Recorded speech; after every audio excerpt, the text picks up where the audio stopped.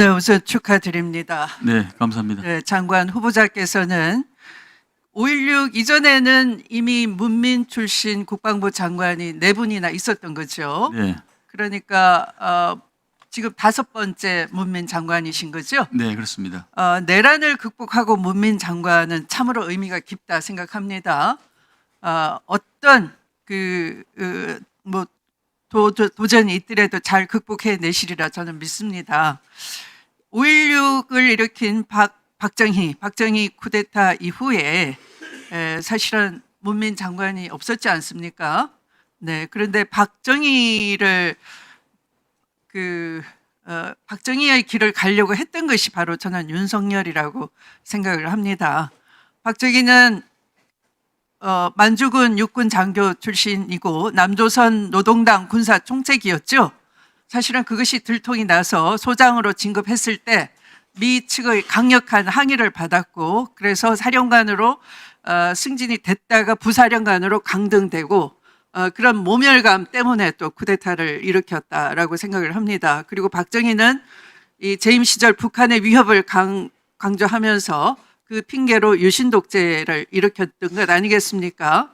그래서 아까 존경하는 한기호 의원께서 역사의 죄인이 되지 않아야 된다 말씀을 하셨는데 그렇습니다. 검찰 쿠데타를 일으켜서 집권을 했던 윤석열은 이 나라의 국가 민주 공화정을 전복하려 했던 것이고 또 외환을 일으키려 했던 것입니다. 그 외환을 일으키는 수단 중에 무인기 3종 세트가 있는데요. 아까 후보자께서는 모두 말씀에서 군이 권력의 사적 수단으로 전락하지 않도록 문민 통제를 공고히 하겠다. 군 재건에 대한 각오를 이렇게 피력을 하셨습니다. 그래서 이 윤석열의 무인기 3종 세트에 대해서 제가 지금 고발을 하고자 합니다. 잘 경청해 주셨으면 좋겠습니다. 그리고 이후에 제가 드리는 말씀을 장관 취임하시면 바로 그 내부 감찰을 해보시고 지금 특검 수사에 적극적으로 군 당국에 협조해 주시기를 부탁드리겠습니다. 윤석열의 무인기 3종 세트는 이렇습니다. 계엄 명분을 찾기 위해서 북한을 도발하면서 불법적인 작전 지시를 한 것으로 보이는 것입니다. 첫 번째 PPT 한번 보시겠습니다. 윤석열의 무인기 3종 세트 첫 번째는 소위 평양 무인기로 불리는 소형 정찰 드론이겠습니다. 두 번째는 이게 지금 처음 말씀드리는데요. 24년 1월에 개발에 들어간 소형 자폭 드론이 되겠습니다. 세 번째는 23년부터 준비는 했지만 불발이 된 것으로 보이는 노상원의 해론 무인 정찰기 이렇게 3종 세트가 되겠습니다. 우선 평양 무인기 소형 정찰 드론에 대해서는 23년 1월 4일 윤석열이 주재를 해서 용산에서 대통령실 무인기 회의가 있었습니다. PPT를 한번 보시겠습니다. 윤석열이 당시 주최했던 무인기 회의는 23년 1월 4일 9시부터 용산 대통령실 5층 집무실에서 열린 것으로 추정이 됩니다. 2층도 집무실이 있지만 5층으로 추정이 되는데요. 당시 참석자는 윤석열과 이종섭 국방장관, 김태호 1차장, 김용현 경호처장, 김승겸 합참의장, 김은혜 대변인, 엄동환 방사청장, 국가위원회에서 간 실무자 2인 등이 있었다고 합니다. 23년 1월 4일 9시에 용산 대통령 5층 집무실에서 무인기 대책회의를 주재했던 윤석열 직접 주재를 했는데요. 제보에 따르면 그날 윤석열은 유독 화를 많이 냈다고 합니다. 이종섭 장관은 속된 말로 많이 깨졌다고 하고 회의 도중에 엄동환 방사청장 등은 쫓겨났다고 합니다. 1시간 정도의 회의는 주로 김용현과 윤석열이 직접 주도를 했고 분위기가 매우 안 좋았다고 합니다. 자, PPT 한번 다시 보시겠습니다. 제가 윤석열의 주요 발언을 소개하겠습니다. 무척 화를 내면서 내가 이야기하는 건 방어체계가 아니야. 이런 거는 시간 낭비야. 북이 5대를 보내면 우리는 20대 정도는 대응하는 게 필요해. 드론 요격하는 거 가능하냐? 이렇게 성질을 내고 화를 냈다고 합니다. 그러면서 북한의 무인기 도발은 소프트 테러다 이렇게 전문 용어를 쓰면서 구매보다 연구개발 비로 투입이 필요해 이렇게 지시를 했습니다. 그러자 아마도 1000대 만들겠다라고 한 것 같아요. 그랬더니 한꺼번에 1000대 만들지 마. 100대 정도 먼저 만들어야지. 시험도 하고 순차적으로 만들어봐. 이렇게 얘기했습니다.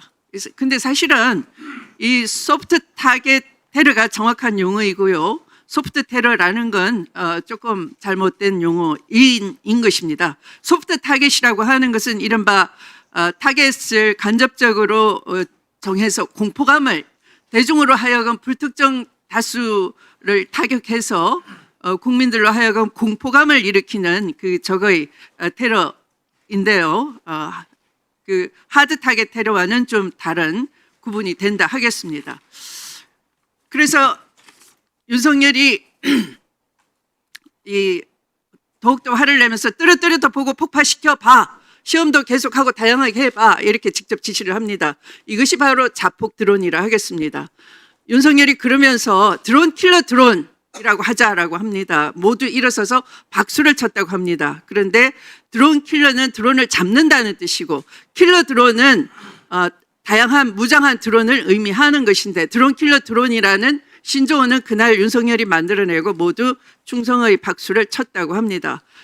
제가 이렇게 자세한 말씀을 드리는 것은 평양 무인기 드론이 윤석열의 지시라는 것도 이 회의를 직접 주재했다는 상황을 봐서 알 수가 있는 것입니다. 그러니까 윤석열이 드론에 대해서 지시하고 보고받고 쉽게 말하면 작전 지휘도 직접 했다.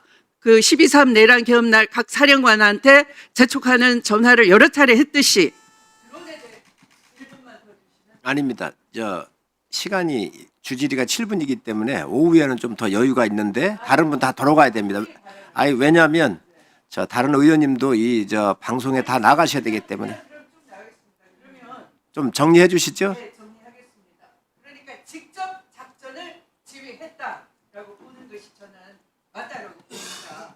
드론을 침투시킨 것도 윤석열이고 그 결과를 보고받고 박수를 친 것 정도가 아니라 그 항로 또 어디를 타격하라 특히 김정은의 그 저택으로 알려진 것도 윤석열이 지시했다라는 추정이 가능한 것이 바로 이 회의가 상징적으로 보여주는 것입니다.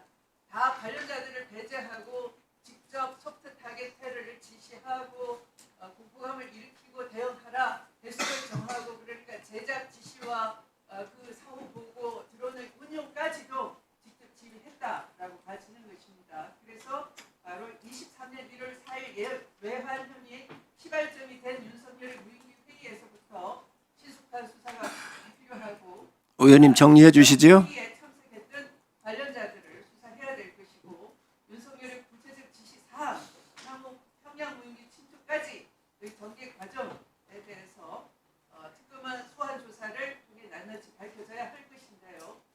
여기에 대해서 적극적으로 내부 감찰도 해주시고 수사 협조를 부탁드리는 바입니다. 네, 잘 알겠습니다. 네, 추미애 의원님 수고하셨습니다. 의원님들께 협조 요청을 좀 드리겠습니다. 이 오전 질의를 시간 내에 좀 끝내야 됩니다. 또 의원님들께 공평하게 여러 가지 방송의 기회도 드려야 되기 때문에 7분 이내에 가능하면 마무리를 좀 해주시기 바랍니다.